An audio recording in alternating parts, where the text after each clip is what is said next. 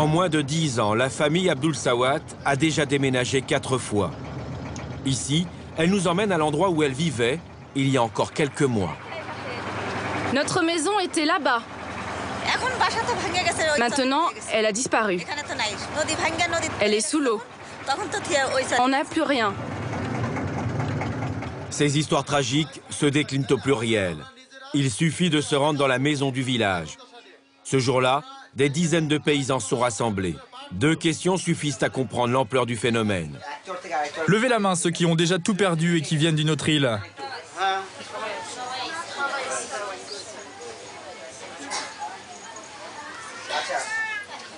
Et parmi vous, quels sont ceux qui ont perdu au moins 20 fois leur terre et leur maison? Moi, 19. Moi, 20. Et moi, 25. Moi, une vingtaine de fois. Nous sommes au nord du Bangladesh. Chaque jour, l'eau gagne du terrain. Des îles disparaissent et avec leurs habitants contraints de fuir la montée inexorable des eaux. Ils sont donc plus nombreux à se rendre à Dhaka, la capitale du pays.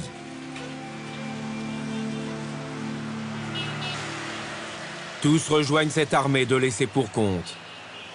Ces démunis qui échouent dans des bidonvilles comme celui-ci, installé en plein cœur de Dhaka. Dernière étape d'une fuite désespérée. Mohamed Delwar Hussein a 34 ans. Père de 5 enfants, il a quitté sa région et son île submergée par les eaux. Aujourd'hui, il travaille comme ouvrier.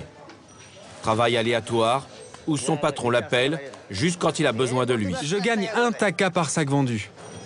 1 taka, soit l'équivalent d'1 centime d'euro. Dans ces conditions, que faire? Où aller? Le gouvernement du Bangladesh n'a pas les moyens de reloger ces centaines de milliers de familles. Ici, les conditions de vie sont inhumaines. Mohamed Delwar Hussein est tombé malade, la tuberculose. Aujourd'hui, il est complètement désemparé. Je viens du Nord. Ma maison a été détruite. Je suis arrivé ici il y a 2 semaines. Je vis avec ma femme, ma mère, mon frère, mes enfants. On est pauvres.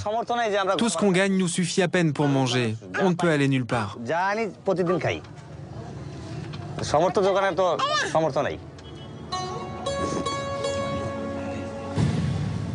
Les changements climatiques et leurs conséquences, comme la montée des eaux, rendent ces populations de plus en plus vulnérables. Livrées à elles-mêmes, elles sont parfois prises au piège. Otages de mafias qui vont exploiter cette misère. Un trafic s'est mis en place. Main-d'œuvre bon marché, corvéable à merci, prostitution ou encore vente d'organes. Les dégâts collatéraux sont considérables et pour le moment, les autorités ferment les yeux.